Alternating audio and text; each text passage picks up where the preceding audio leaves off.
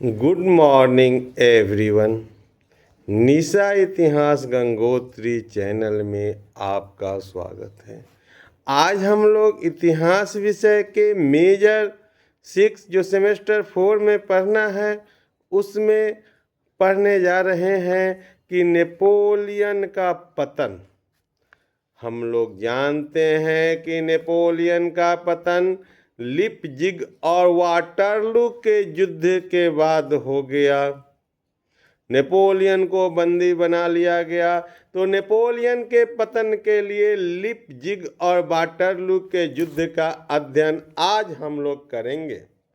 अब लिपजिग का युद्ध यूरोप की स्थिति में मास्को अभियान ने आमूल परिवर्तन कर दिया।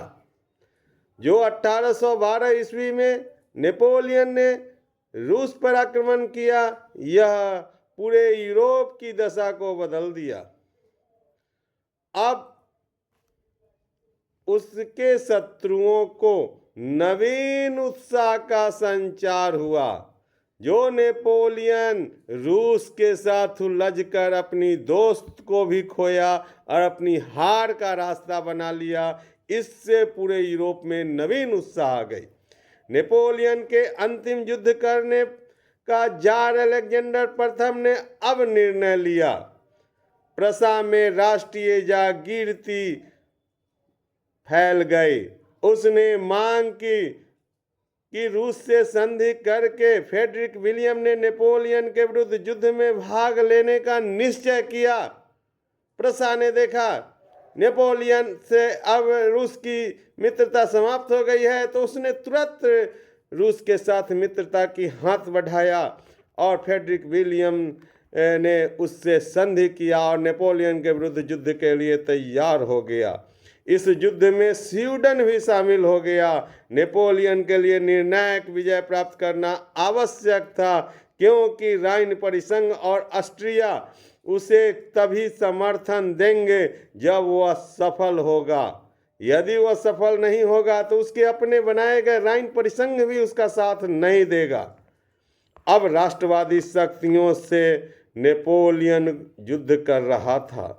रूस से लौटने के बाद उसने फ्रांस में अथक परिश्रम से मात्र 2 लाख सैनिक एकत्र कर पाए, लेकिन और यह सैनिक प्रशिक्षित और अनुभवी भी नहीं थे, क्योंकि सभी प्रशिक्षित और अनुभवी सैनिक रूस और स्पेन के युद्ध में बर्बाद हो गए थे, मारे जा चुके थे। उसने शीघ्रता से इस सेना से सैक्सनी के 2 स्थानों पर लुटनेज और बोटजेन में रूस और प्रसा की सेनाओं पर आक्रमण कर दिया।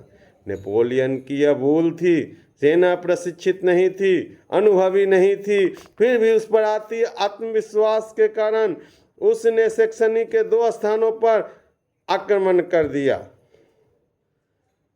उनकी अभी सैनिक तैयारी पूरी नहीं थी। दोनों युद्धों में उन्हें पराजय मिली, लेकिन नेपोलियन की विजय, चूँकि सैक्सनी युद्ध के लिए तैयार नहीं था, जिसके कारण नेपोलियन का अनुभवहीन सेना से भी वह पराजित हो गया।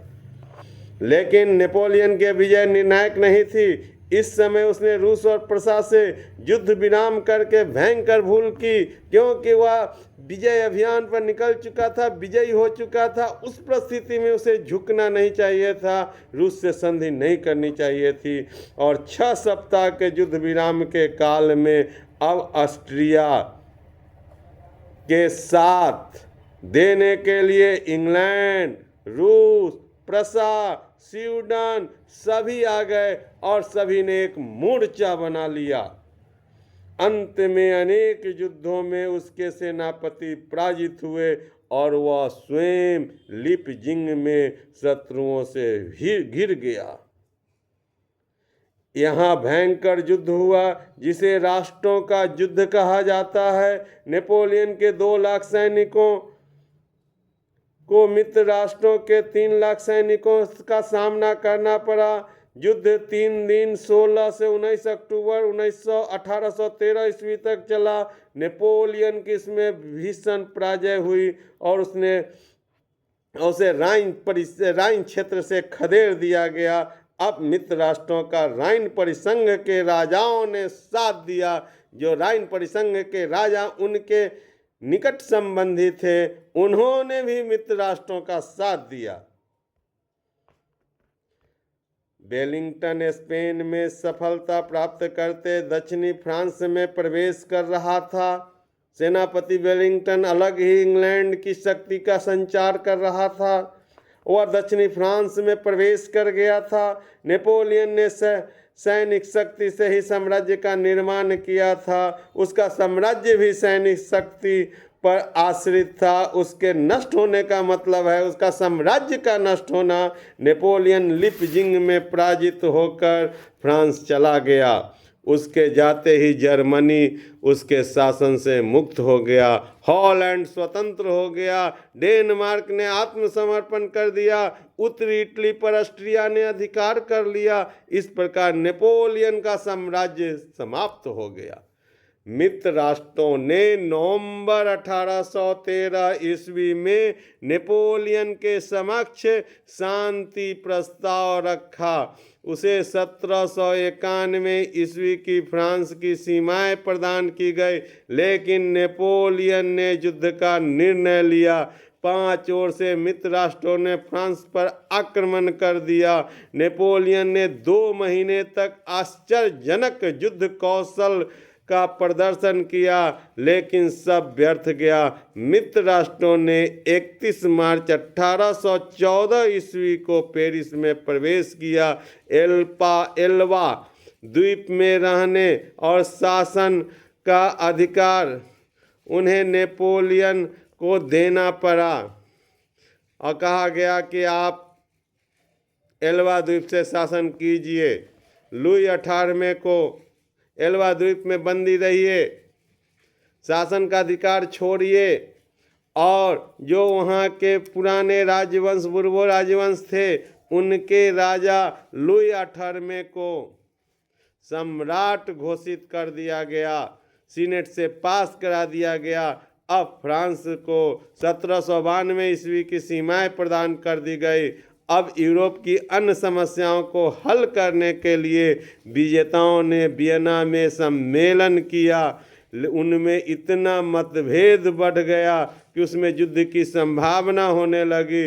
लुई 18वें के विरुद्ध फ्रांस में असंतोष बढ़ गया। उसे भाग्य परीक्षण करने का निर्णय लिया। वह भेष बदल कर फ्रांस में असंतोष बढ़ गया। तो अब देखा कि यही एक मौका है नेपोलियन को कि जनता के सपोर्ट से लुई 18वें को पराजित करके फिर से फ्रांस की सत्ता हथिया ले। तो अब नेपोलियन ने भेष बदलकर एल्वा द्वीप से भाग गया।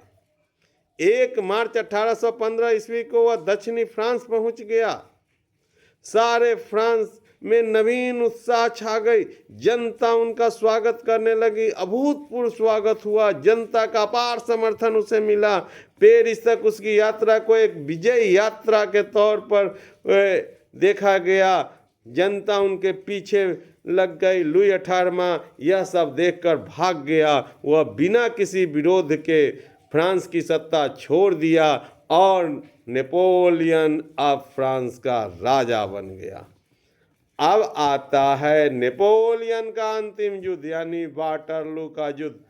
एल्वा द्वीप से आने पर वाटरलू के अंतिम युद्ध नेपोलियन के इस काल का इतिहास 100 दिन का इतिहास के नाम से विख्यात है। फ्रांस और यूरोप को उसने विश्वास दिलाने की चेष्टा की कि वह शांति के पक्ष में था, लेकिन चूंकि फ्रांस युद्ध से थक चुका था, उसने आधे मन से उसका साथ दिया।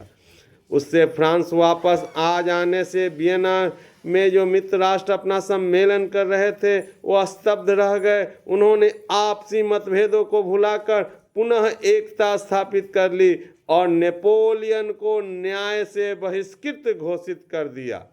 नेपोलियन ने युद्ध के मार्ग पर नहीं चलने और शांति के द्वारा क्रांति की उपलब्धियों की रक्षा करने की घोषणा की। उसकी घोषणा को मित्र राष्ट्रों ने अस्वीकार कर दी और उनके विरुद्ध सेनाएं भेज दी। नेपोलियन की योजना शत्रुओं को अलग अलग पराजित करने की थी। युद्ध बेल्जियम में हुआ। उसने सबसे पहले बलूचर के नेतृत्व में आती हुई प्रसा की सेना को पराजित किया। इसके बाद शीघ्रता से घूमकर उसने 18 जून 1815 ईस्वी को वेलिंगटन की जो अंग्रेज